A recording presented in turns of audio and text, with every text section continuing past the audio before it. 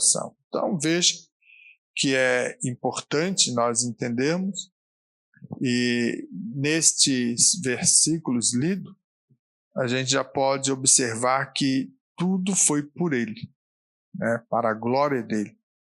Isso é importante nós entendermos.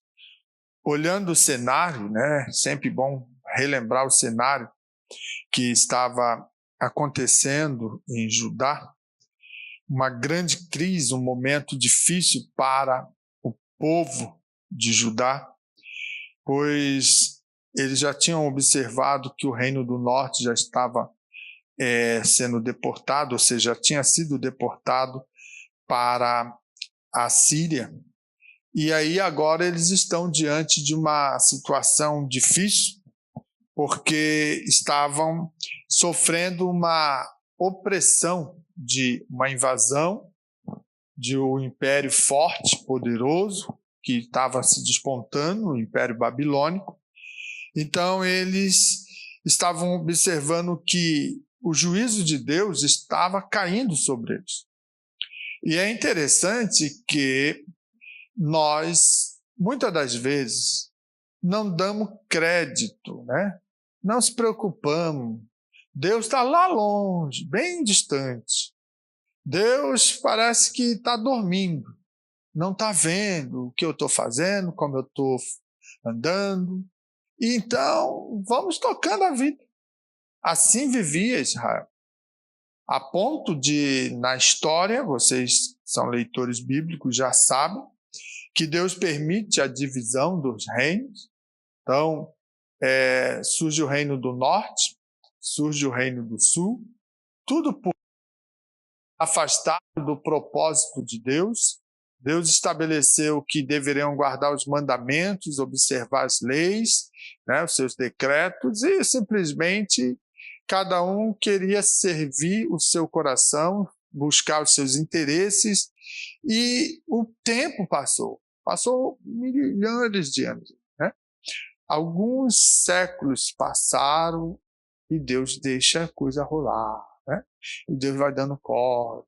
Nesse meio tempo, Deus chama, Deus fala, Deus procura converter o povo novamente para a presença dele, mas o povo de coração endurecido foram seguindo os seus prazeres, e aí então chega o momento que o juízo de Deus chega, vai bater na porta, e aí quando essa situação acontece, aí muitos correm para a igreja, muitos começam a fazer propostas que outrora não fazia, né?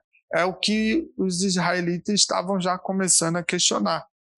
Será que Deus nos abandonou? Será que Ele já não nos ama mais? Olha só. Quanto tempo Deus falando, usando os profetas, mostrando, e nada. Então, quando agora as coisas vão se fechando, a ponto de sofrerem as ameaças, então, agora ficam questionando, acho que Deus nos abandonou. A culpa sempre é de Deus, né? Nunca do homem. Nunca devido às suas atitudes precipitadas e às suas caminhadas, né, segundo o seu coração. Então, sempre alguém tem que levar a culpa. E aí agora estão dizendo, Deus não lembra mais de nós, Deus nos abandonou, Deus não nos ama. E isso gerou uma situação de crise. Mas nós que estamos diante deste mundo que vivemos e observamos muitas coisas que estão acontecendo, nós precisamos estar cientes que Ele está voltando. Jesus está voltando para buscar o seu povo. É uma promessa gloriosa. Então, precisamos alinhar os nossos caminhos.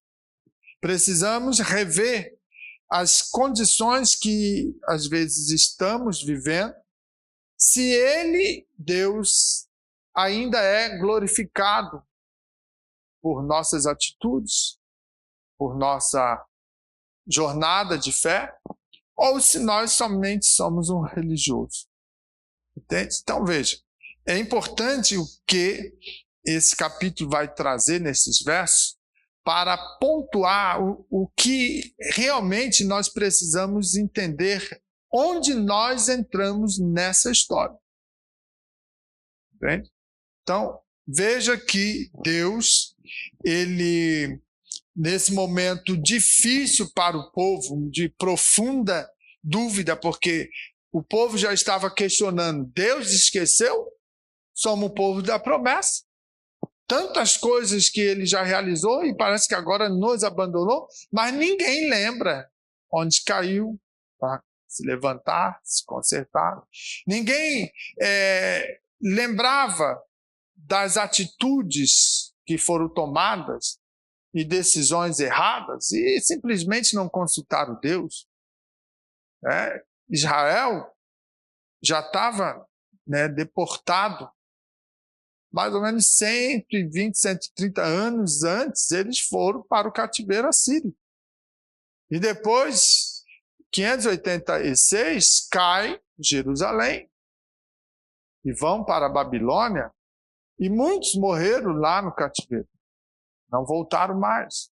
Alguns nasceram lá e tinham saudade porque ouviram dizer que o Deus Todo-Poderoso realizava maravilhas e tinha um desejo de vir para Jerusalém, para reconstruir, para se inteirar verdadeiramente daquilo que era a promessa. Então, essas situações aconteceram. Isaías está falando antes disso acontecer, mostrando todo um cenário daquilo que Deus iria fazer. Então, veja, Deus falando antes de acontecer para ver se o povo se alinhava. E o povo não se alinhou. E tudo isso que nós pregamos esse dia todo, essa terça, aconteceu. E quantas das vezes nós aqui pregamos, Jesus está voltando? Eu continuo andando de qualquer jeito, de qualquer maneira, demorar um pouquinho, e vai dar tempo ainda de eu fazer tudo aquilo que o meu coração deseja, e depois eu entro para a igreja, no finalzinho da apagada da luz, e Jesus é misericordioso, Deus é amor, e aí eu vou para a glória. Nem sempre dá tempo. Entende? Então veja, ele prometeu mais de 2000 anos atrás. Os profetas já falaram, e Isaías profetizou muito a respeito do Messias, e nós lemos o texto. Nós estudamos e sabemos que essas promessas, algumas já se cumpriram, outras vão se cumprir. Então, veja, é muito importante nós fazer a leitura do contexto, do cenário que está em tela, para poder alinhar a promessa gloriosa da vinda do Filho de Deus. Ele está perto. E eu preciso me posicionar. Você precisa se posicionar. Entende? Então, é interessante quando a gente faz esse recorte para entender que há momentos de crise, momentos de dúvidas, momentos que vão, às vezes, produzir enfrentamentos na sua caminhada de fé. E aqui o povo estava sentindo essas dúvidas, e é nesse momento que Deus revela, o seu amor, o seu propósito, a sua bondade, porque o povo já não sabia assim, Deus não nos ama mais, porque nos abandonou. Ele já acha que esqueceu o propósito dele, que era nos abençoar, que era nos guardar. Mas aí Deus entra na história novamente e responde de uma forma especial, declarando que a salvação e a restauração do seu povo não se baseava em mérito humano. Isso é muito importante. Por isso nós, nos dias de hoje, quando nós vamos entender o conceito da graça, ela é muito definida, muito clara e simples, que ela aponta o seguinte: é um favor imerecido, ou seja, você não merecia, não tem mérito nenhum, mas ele te deu esse favor.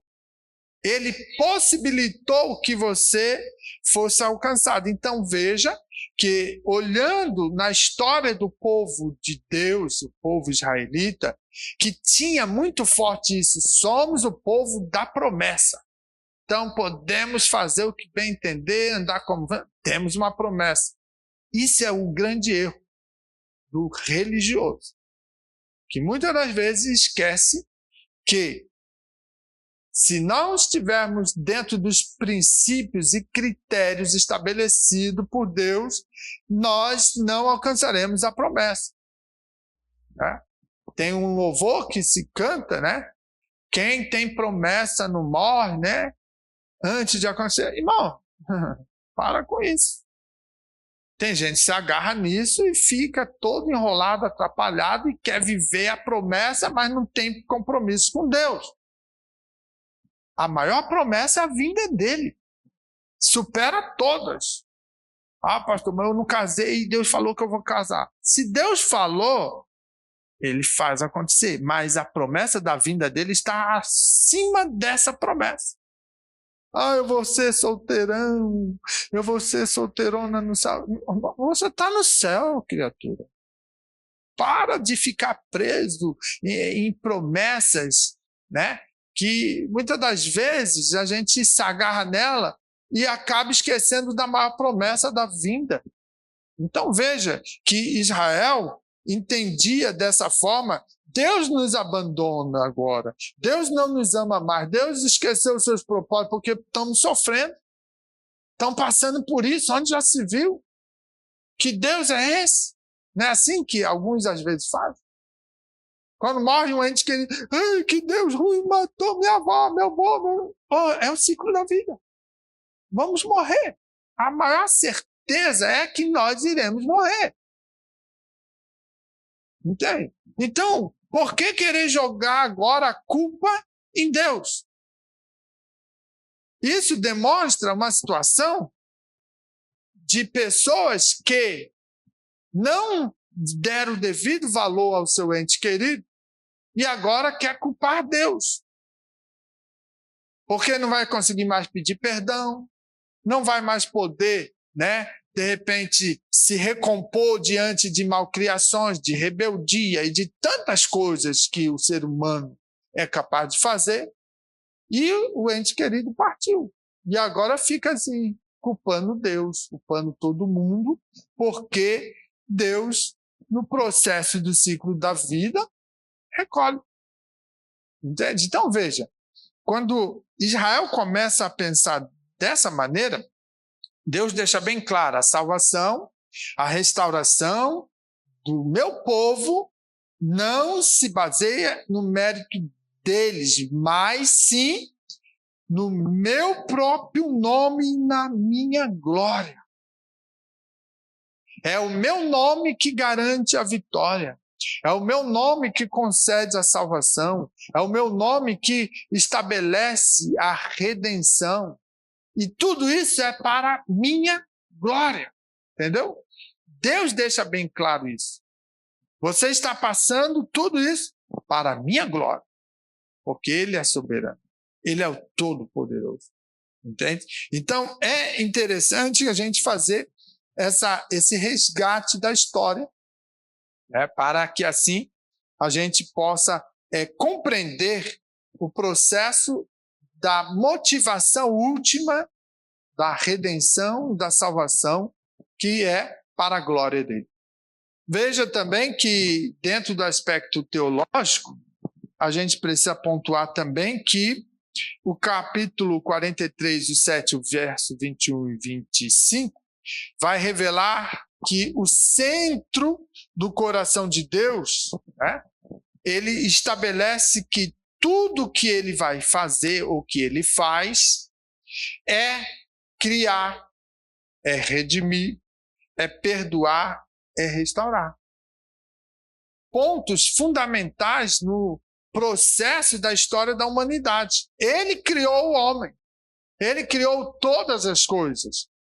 Ele passa agora a estabelecer na história uma posição de redenção, de redimir. Eu vou redimir aquele que caiu. E ele também estabelece no aspecto da redenção o ato de perdoar. Só ele tem poder para perdoar. Cabe só a Deus. E aí, no processo do perdoar, ele faz o quê? Ele estabelece a restauração do ser. Por isso, quando a palavra de Deus diz que somos novas criaturas agora em Cristo Jesus, por quê? Porque as coisas velhas acabaram, passaram. Eis que tudo novo se tornou, ou seja, o ato da restauração, da regeneração, traz a condição da motivação última, da manifestação da sua glória. Isso é muito importante. Observando esse aspecto teológico, irmão, porque assim, a gente precisa, quando eu digo aspecto teológico, eu quero dizer assim, nós precisamos construir a nossa fé e fundamentar ela à luz da palavra e do conhecimento de Deus. Então, a teologia, ela vai propiciar essa possibilidade. Vamos estudar Deus. E quando eu começo a estudar Deus, o seu ser, nós vamos descobrindo que Ele é soberano, que Ele é poderoso, que Ele não precisava fazer tudo o que Ele fez para o homem, mas Ele fez porque ama o homem. Entende? Então veja que tudo isso que Ele faz é para a glória dEle. Para que eu reconheça, sou falho, miserável, não tinha merecimento nenhum, mas para que eu compreenda que se eu sou alcançado, é para a glória do nome dEle. Então, você vai estudando esses conceitos, essas características que Deus tem como o Deus único, soberano e poderoso, e nós temos que ir nos posicionando. Quem somos nós? E qual é o nosso lugar? Então, veja, o povo ele não é salvo porque o povo é especial, porque o povo é merecedor, mas porque Deus decidiu glorificar o seu nome através do povo. Está entendendo agora a tua posição? Mas tem gente que ainda não conseguiu. Tem gente que bate no peito, eu sou fulano, eu sou ciclano, eu estou aqui, eu canto bem, eu prego bem, eu faço, aconteço. E Deus está longe. Deus saiu no primeiro momento, quando a soberba, o orgulho, o ego do homem cresceu, Deus foi expulso do coração. Aí só tem o eu, achando que ele é o merecedor, mas é o contrário. Deus utiliza o homem e o seu povo para revelar e glorificar o seu nome. Entende? Então veja como é bom a gente fazer a correção de uma visão totalmente destoada da realidade, que é comum hoje.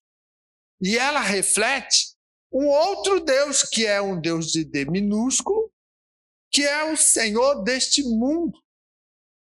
O anjo caído, que se chama Satanás, diabo. Entende? Este, sim, tem a intenção de colocar no coração do homem que este homem é um mini-Deus. Que este homem, verdadeiramente, é importante para tirar a glória de Deus, que foi estabelecida na criação de uma maneira tão especial na vida do homem, Adão, para que a humanidade refletisse a glória do Todo-Poderoso. E o Deus desse século, ele estabelece essa visão destoada, dando uma ideia e enfatizando essa ideia antropocêntrica, aonde o homem quer aparecer. Ele tem que ser o centro de toda a sua... Por isso, existe algumas situações que o homem se considera o mini-deus. Porque é uma visão antropocêntrica, mostrando assim, é importante tu se valorizar, é importante tu se sentir um todo-poderoso, e ele se esquece de quem ele é. Então veja, Deus ele me salva porque eu sou valioso. É o que se pensa uma visão antropocêntrica. Eu sou valioso, eu sou importante, então Deus vai me salvar, Deus vai me garantir vitórias. Sendo que, na realidade, é ao contrário. Deus nos salva por amor de si mesmo. Pelo amor dele. Não é o meu amor que é falho, não é o teu amor que é desprezível. Mas por amor de Deus, como nos diz lá em João 3,16, muito definido, Deus amou o mundo de tal maneira. Concede com isso seu Filho único. Para quê? Para que todo aquele que entender a sua posição, as suas limitações, suas fragilidades, suas crises, sua pequenez, entenda, eu preciso dele, eu preciso do amor dele. Então eu vou me render a ele. E aí eu creio. E quando eu creio, eu conheço ou me é concedido vida eterna.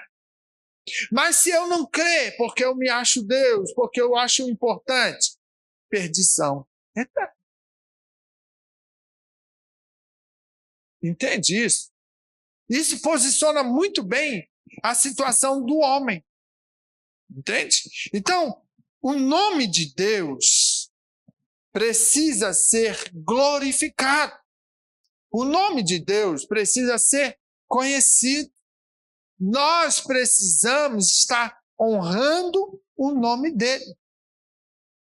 E olha, todo aquele que, em algum momento da sua jornada de fé, levantou a mão e publicamente disse: eu aceito a Jesus, o Filho de Deus, como Senhor da minha vida.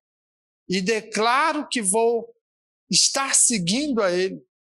Vou abandonar a minha vida passada de pecado, de escravatura, e quero servir a Deus. O dia que você fez isso, você declarou, mudou a sua história.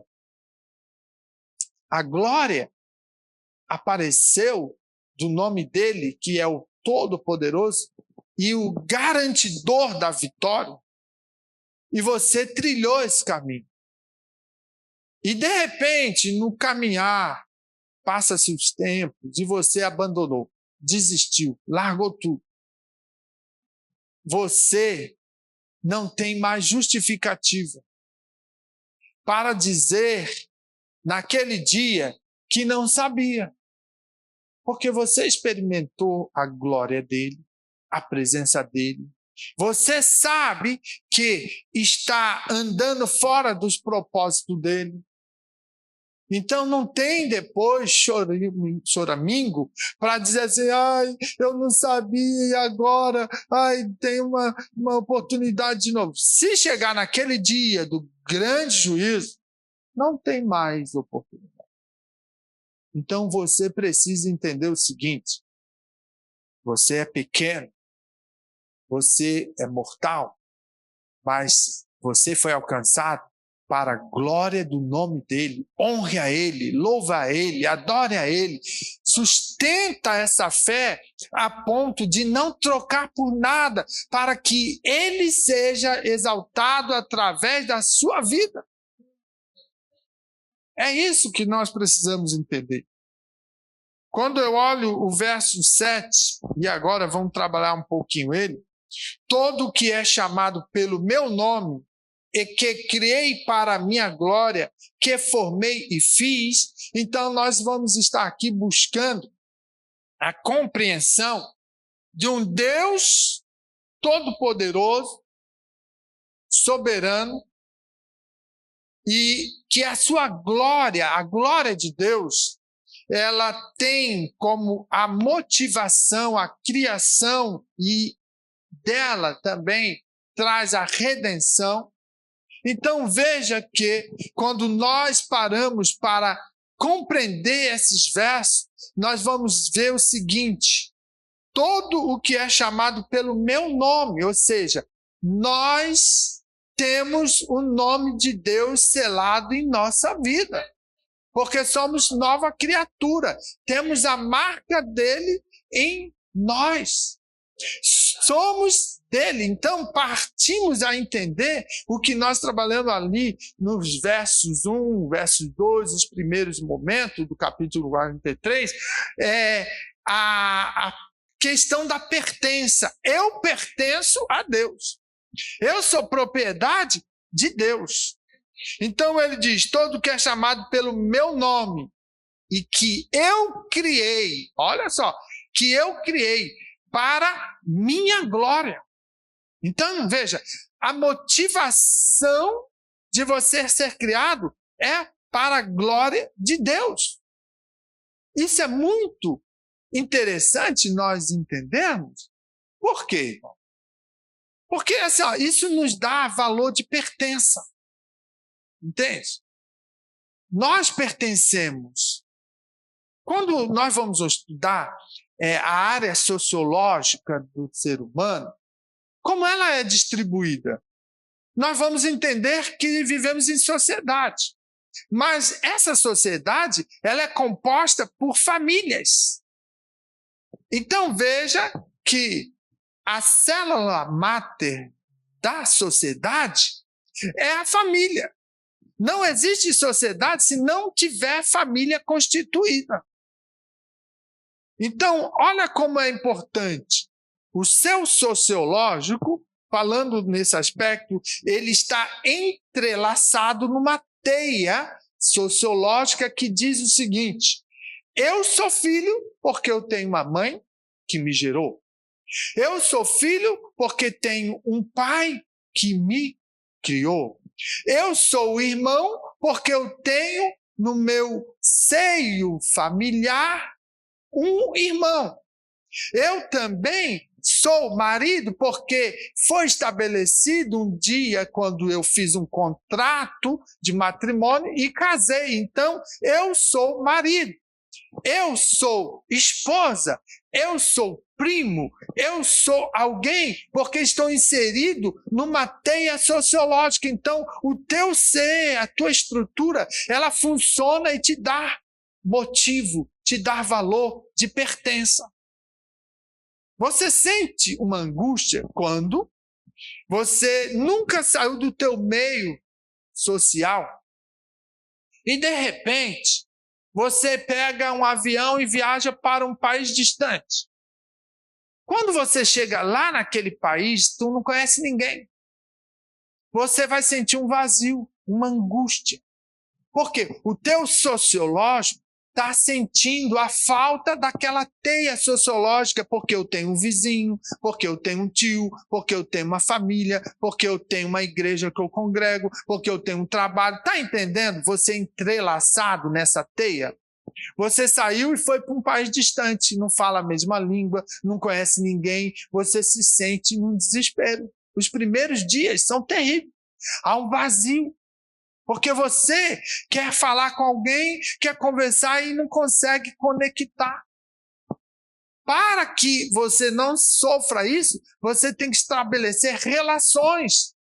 Para que você comece a criar a sua teia sociológica em outro lugar, a ponto de você se sentir amparado. Mas esse ser humano, que é cheio desses problemas, dessas crises, sofre quando sai do seu ambiente.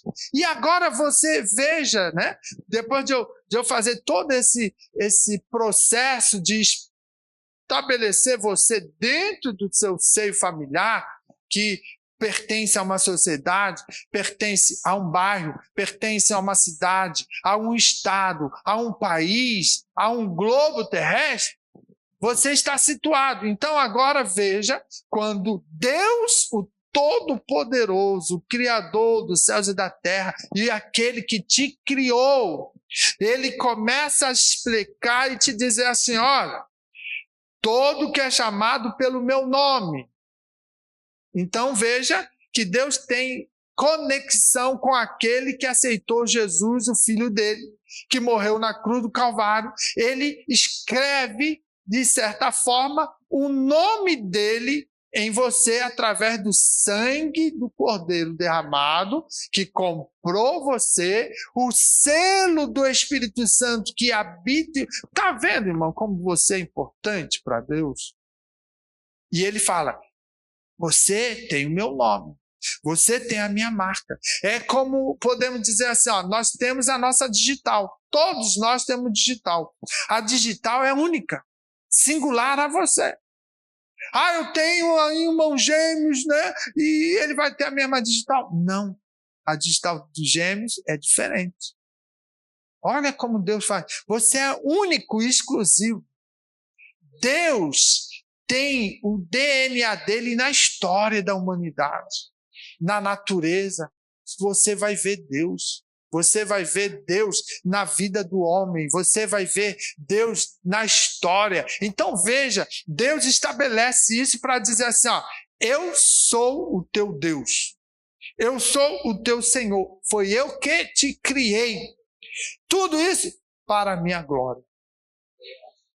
Eu formei e eu fiz. É o que Isaías está dizendo para o povo que estava, né, não entendendo o que iria acontecer, mas lá na frente eles iam gemer, eles iam querer se desesperar, e já estava escrito assim, ei, o Deus que criou você, o Deus que te formou, Israel, né, com um propósito claro, para a glória dele, veja, ele vai redimi-los, ele vai propor redenção. Isso não é um plano B, isso é algo que Deus já estava estabelecido e deixou a história andar, se construir, se formar. Então, quando nós olhamos para esse aspecto onde o homem falha, Deus, no seu propósito eterno, ele não falha. Deus vai se revelar e dizer, para a glória dele, que através do povo que lhe pertence, eu sou glorificado. Então, isso é importante você, que às vezes fica, eu sou um pobrezinho, coitadinho, eu não valo nada. Você vale muito, porque o nome de Deus está na tua vida, representada no Espírito Santo que habita em seu coração. Então você tem que se valorizar para glorificar, adorar e exaltar o nome do Senhor. Entende? Então é importante que quando a gente observa a criação e a redenção, ela tem a mesma proposta, o mesmo objetivo, manifestar quem Deus é. É isso. Ele está no controle da história. Ele está cuidando dos detalhes. Deus não está dormindo, porque Deus não dorme. Então, quando nós entendemos o aspecto da redenção, o aspecto, né, da criação, o propósito e o objetivo é revelar quem Deus é. No Novo Testamento, nós vamos ver esse propósito se cumprir em quem? Em Cristo. Cristo, que é o resplendor da glória do Pai, conforme Hebreus, capítulo 1, verso 3. Ele, o resplendor da glória do Pai.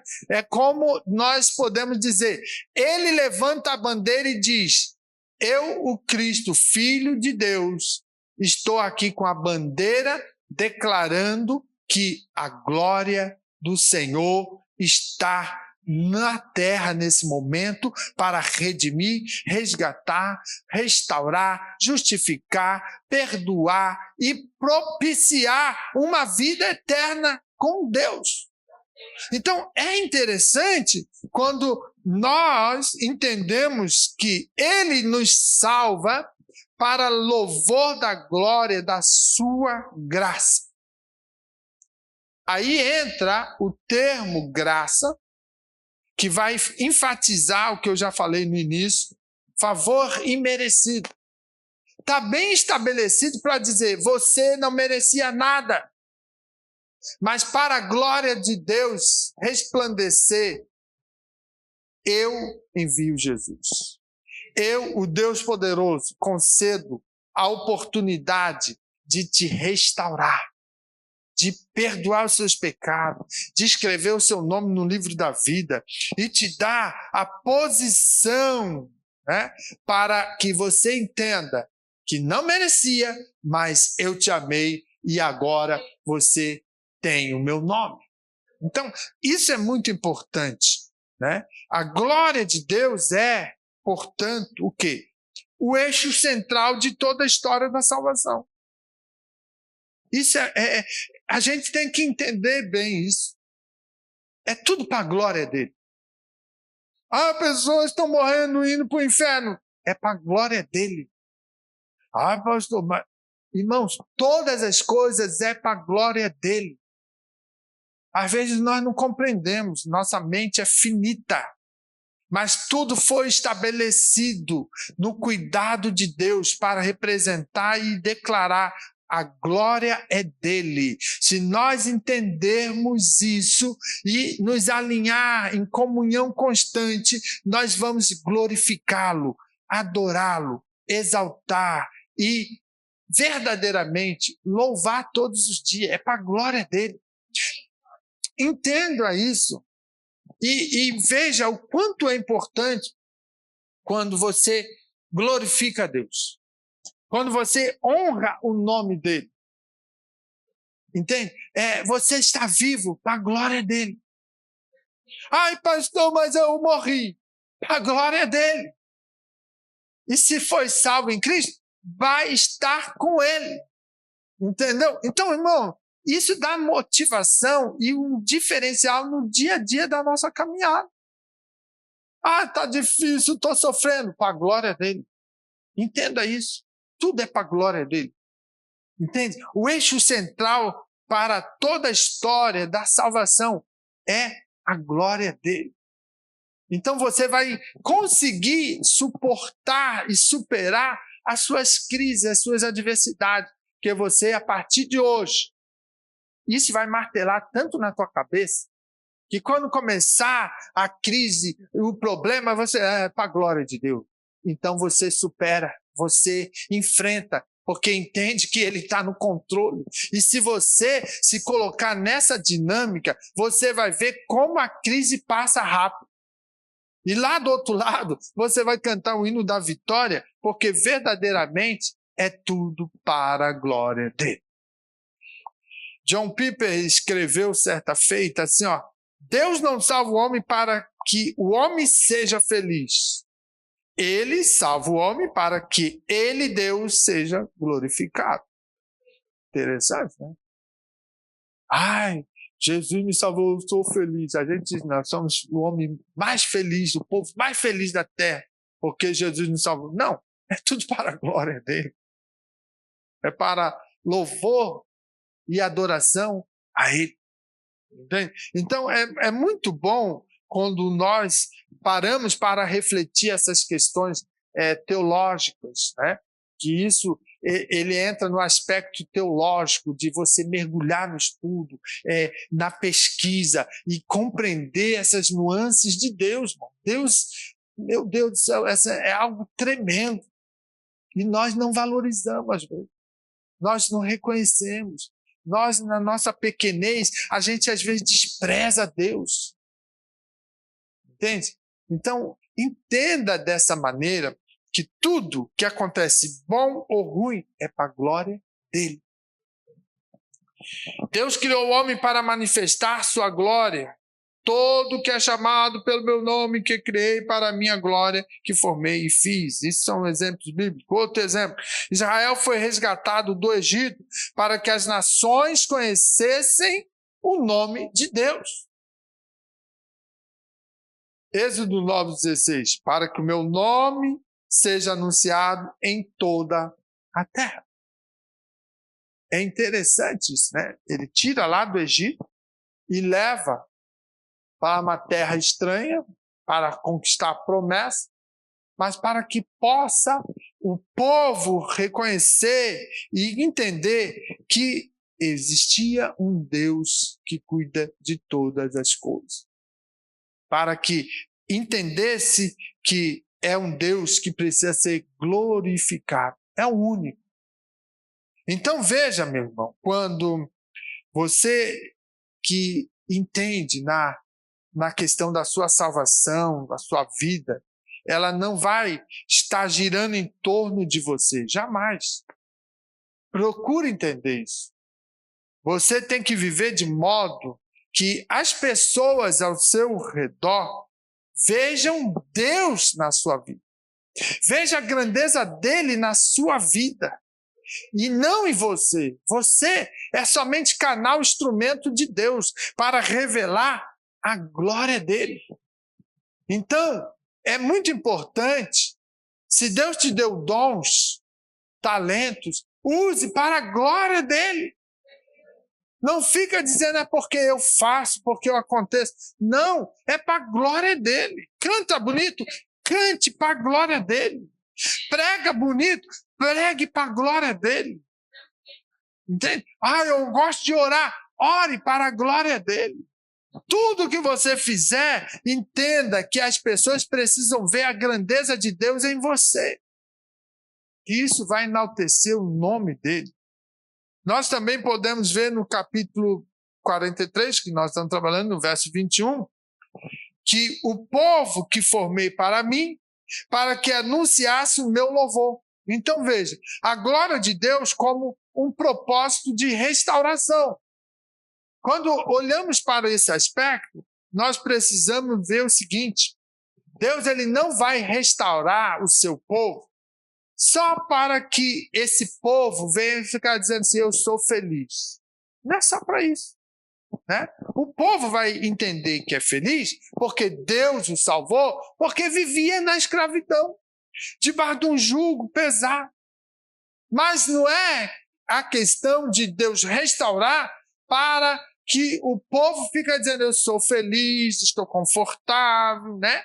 Não, é para ser testemunha viva da glória dele em sua vida. Isso é fundamental. Quando você fala isso com propriedade, você contagia as pessoas. Porque o mundo aí fora está sem paz, sem esperança, sem Deus. Eles têm um vazio existencial tremendo. Muitas vezes um sorriso estampado no rosto, mas eles estão em angústia, buscando paz. E eles andam para um lado para o outro tentando refrigério para a alma deles. E quando o crente que foi alcançado entendeu que tudo é para a glória de Deus, e ele começa a contagiar e compartilhar esse amor, essa bendita glória, essas bênçãos do céu, as pessoas falam, eu quero Deus. Eu preciso dessa alegria, eu preciso dessa paz. Então, a restauração da sua vida, ela tem propósito missionário. Não é para você ficar, de repente, estabelecido em quatro paredes, no seu mundinho, não. Você foi restaurado para anunciar o louvor de Deus às nações. Então, faça jus àquilo que você foi chamado. Está ali no verso 21. Este povo que formei para mim, para que anunciasse o meu louvor, a minha glória, o meu nome. Isso é importante que a igreja entenda. No Novo Testamento, nós vamos ver que a igreja ela é restaurada e formada para o mesmo fim. A igreja, cabe a ela essa grande missão de anunciar o reino, de ir por todo o mundo e anunciai a palavra de Deus. Aquele que crê, aquele que entendeu o propósito, esse vai ser salvo. Então veja, 1 Pedro 2,9 vai dizer assim, ó, para anunciar as virtudes daquele que vos chamou das trevas para a sua maravilhosa luz. Olha, 2 estados diferentes e opostos. Se está na treva e a luz chega, a treva se dissipa. Apaga a luz aí no disjuntor. O que vai acontecer? Está vendo aí fora e tudo escuro? A treva entra, ou seja, a escuridão toma lugar aqui. Por quê? Porque apagou-se a luz. Mas ao acender a luz, o que acontece? O ambiente fica claro, iluminado. Lá fora está escuro. Assim é a sua vida. Deus, na pessoa de Jesus, o seu Filho, restaurou você e você sai das trevas para a maravilhosa luz. E agora você é luz neste mundo. Você brilha nesse mundo. Você tem um sentido e um propósito. E desta maneira, você vai fazer o seguinte: você vai declarar a glória de Deus. Você vai louvar a Deus. Quando você chegar num ambiente de trevas, agora num ambiente onde pessoas se reúnem para murmurar, para criar problema, contenda, falar da vida dos outros e ter uma série de problemas, você chegou à luz e você tem que ser luz.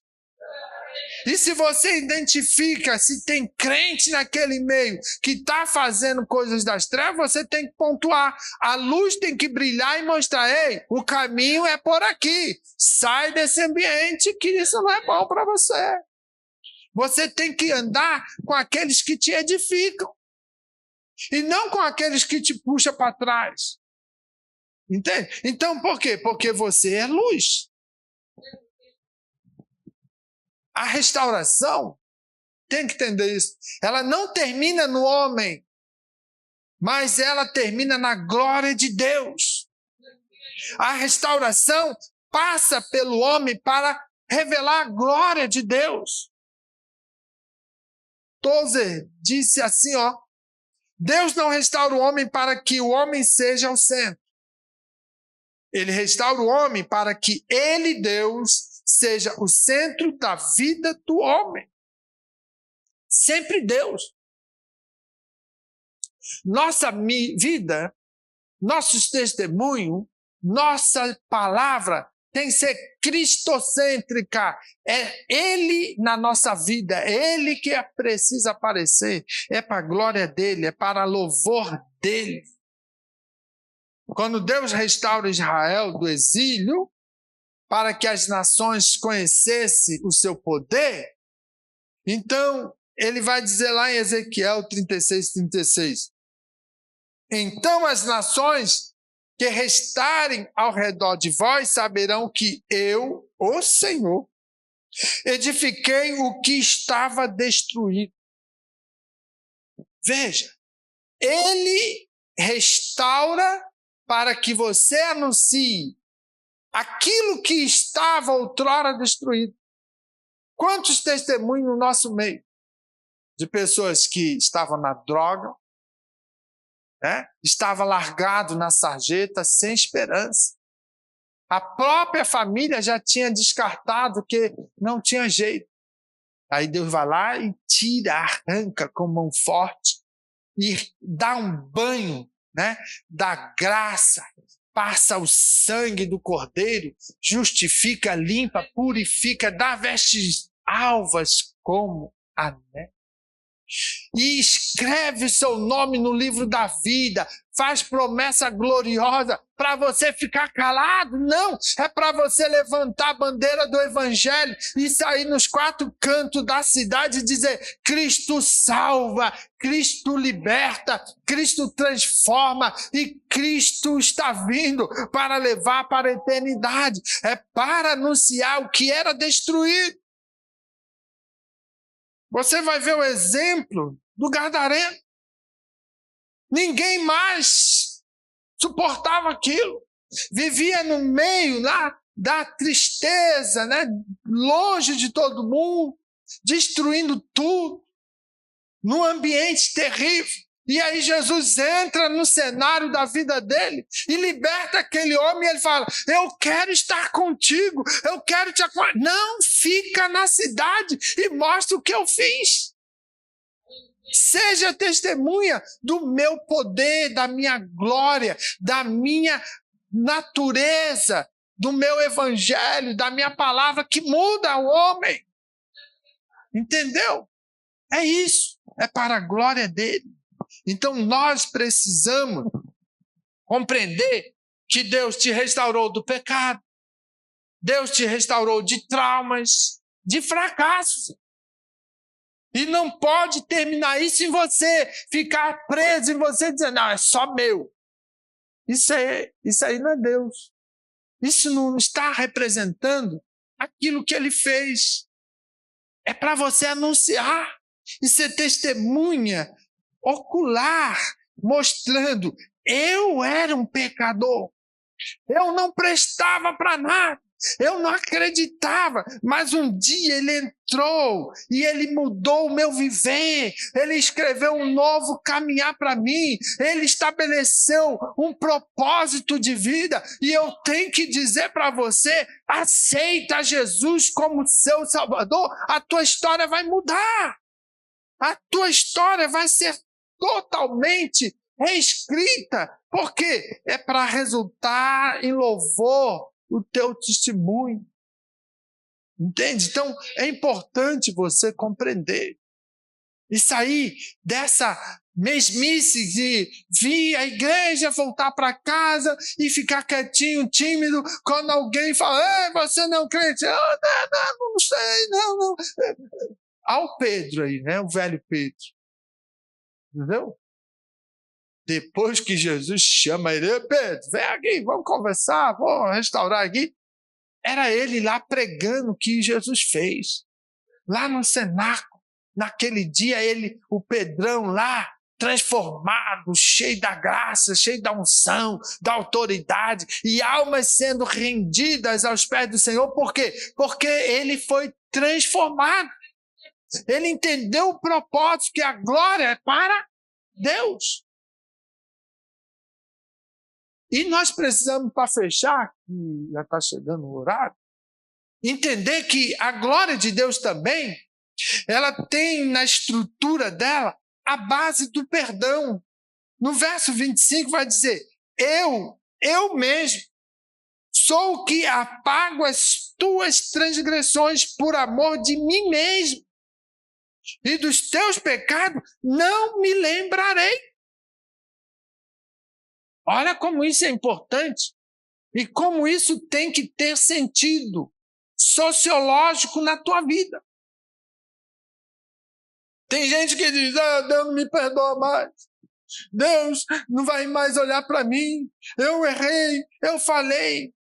Mas se ele diz, eu mesmo sou o que apago as tuas transgressões por amor de mim mesmo, ou seja, por meu amor, ou seja, por eu ser Deus, por eu ser soberano, por eu ser o Senhor, por eu ter o amor pleno, eu passo a pagar as tuas transgressões. Se ele já declarou isso, e ele garante por ele, por que você fica insistindo, dizendo, eu não tenho mais jeito, eu falhei, eu errei.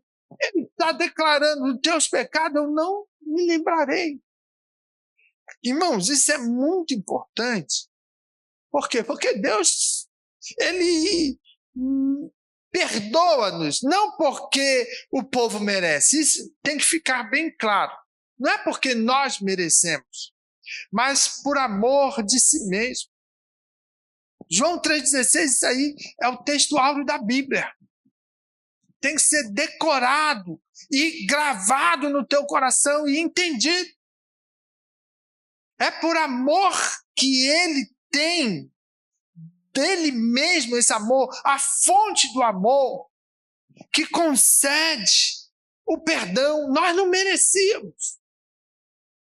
Mas Deus nos amou de tal maneira.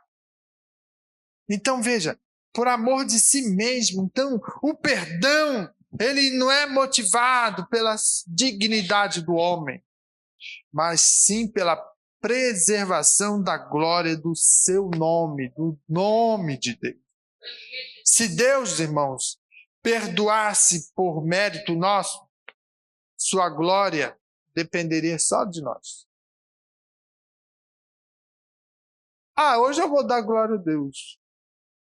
Hoje eu vou dizer que ele é bom. Ele não precisa de nada disso. Entende? Quando eu e você somos infiéis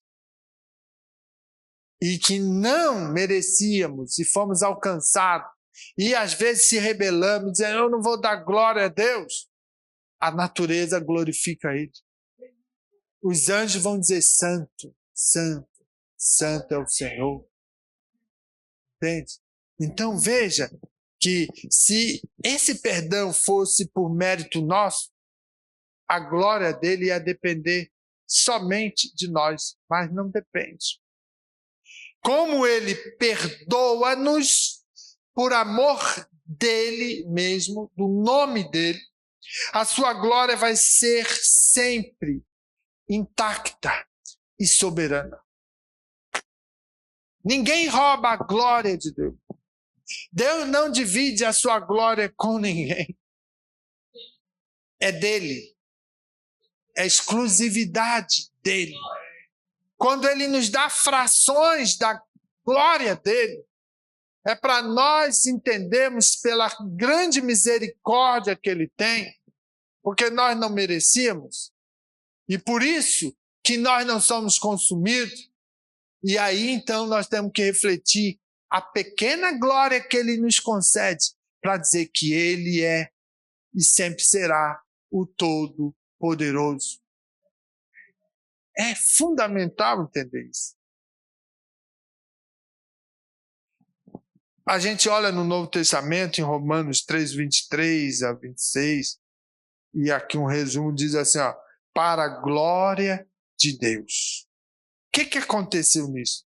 Cristo morre para a glória de Deus, para que pudesse ser contemplado o projeto glorioso. O Cordeiro precisaria morrer lá na cruz, para a glória de Deus. Então, o perdão, dessa forma, é concedido por amor de mim. Entende? Por ele me amar, ele morre, e o perdão é para mim possível, para restaurar, para resgatar, para que verdadeiramente eu possa enaltecer o nome dele toda a vida, para sempre.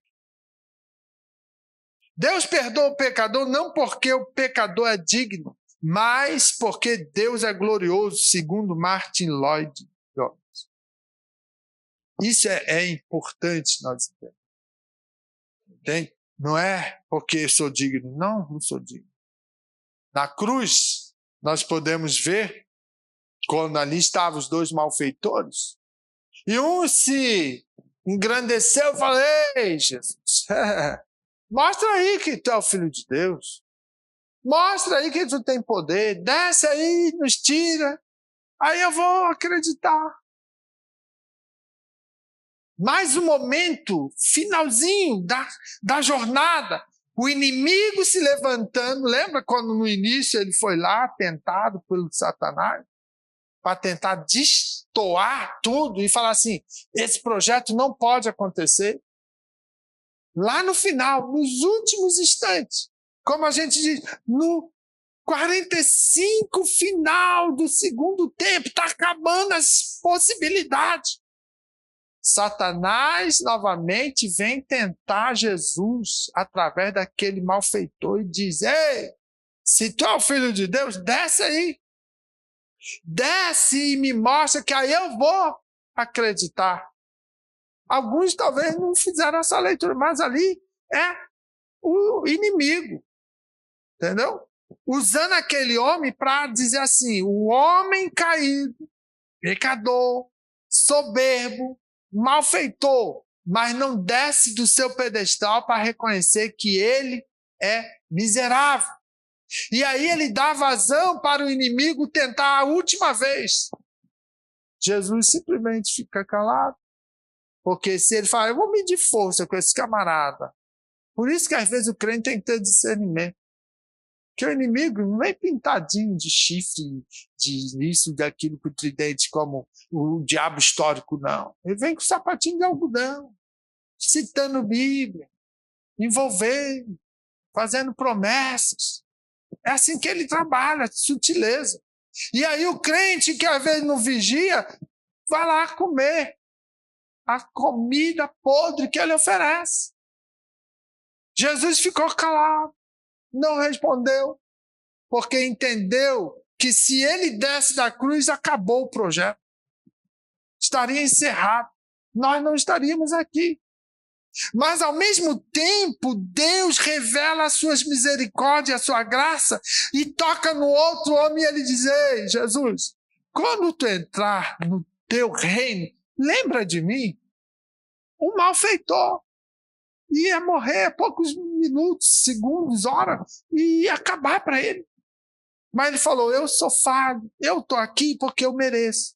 Eu errei, roubei, matei, eu fiz coisas absurdas, então eu estou aqui, mas estou olhando em ti, Jesus, e estou vendo tu não era merecedor de estar aqui. Tu não precisava estar aqui. Então eu reconheço que tu é o Filho de Deus. E quando tu entrar lá no teu reino, porque, olha só, eu estou te louvando, eu estou te adorando, reconhecendo, você é o Filho de Deus. Então, quando tu entrar no reino, eu quero que tu, se puder, lembre de mim. E Jesus prontamente falou, hoje mesmo tu vai estar comigo no paraíso. Irmão, isso é tremendo. Isso mostra o quê? A morte de Cristo na cruz é para a glória de Deus.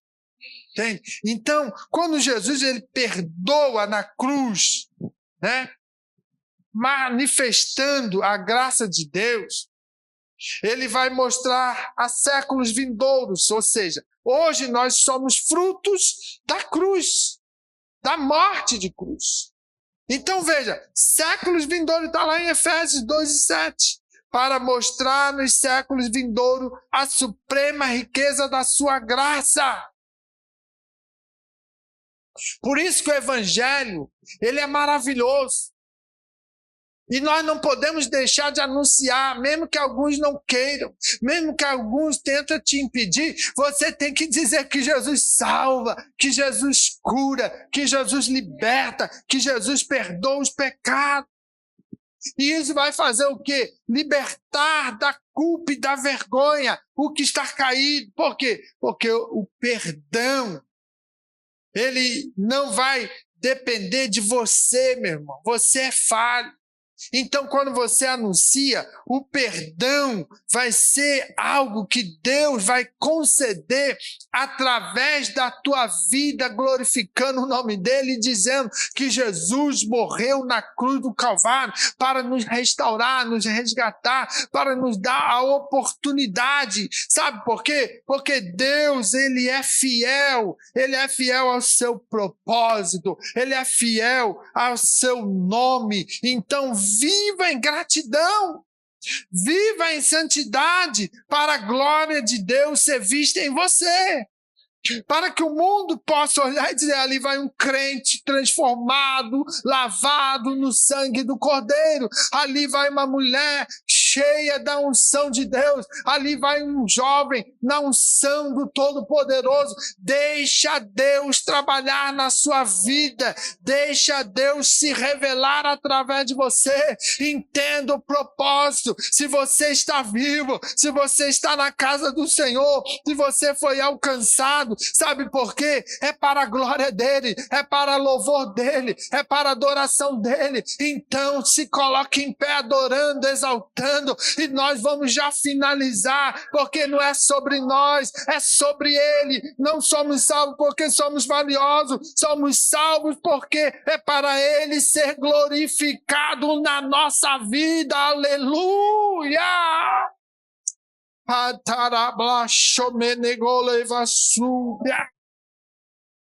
Katui de cleve nevalai suriande louve a soneman. É para a glória dele que você está aqui hoje. É para louvor dele que ele te chamou, te restaurou, escreveu o seu nome no livro da vida, perdoando os seus pecados e dando possibilidade. É para a glória, é para a glória, é para a glória dele. Então adore, exalte e bendiga o nome dele. E esqueça toda a questão de você querer ser famoso, importante. Seja servo humilde, se humilhe na presença do Todo-Poderoso e resplandeça a glória de Deus na tua vida e adore e exalte em nome de Jesus. Pai eterno, Deus de bondade, Deus de misericórdia, como é bom, Senhor, estar sentindo o mover das águas neste dia, nesta noite tão especial. A tua palavra vai movendo, a tua palavra vai, Senhor, produzindo um rebuliço nas nossas vidas, porque é tudo para expressar o teu grande amor, o teu grande nome, a grandeza e a majestade do Senhor. Oh Pai, nós não merecíamos, mas tu, Senhor, nos amou primeiro, e dessa forma a glória, o louvor, a adoração seja totalmente para ti. Abençoa a tua noiva, abençoa a tua igreja, enche de canto menele cavassúbia, do refrigério a alma. Ó Pai, se há alguém cansado, levante e fortalece o cansado. Se alguém desanimado, Senhor, venha retomar e que encha de júbilo o seu coração. Alegra vidas nesta noite para a glória do teu nome. Abençoa, Pai, poderosamente. É o que pedimos em nome de Jesus, para todos sempre. Amém.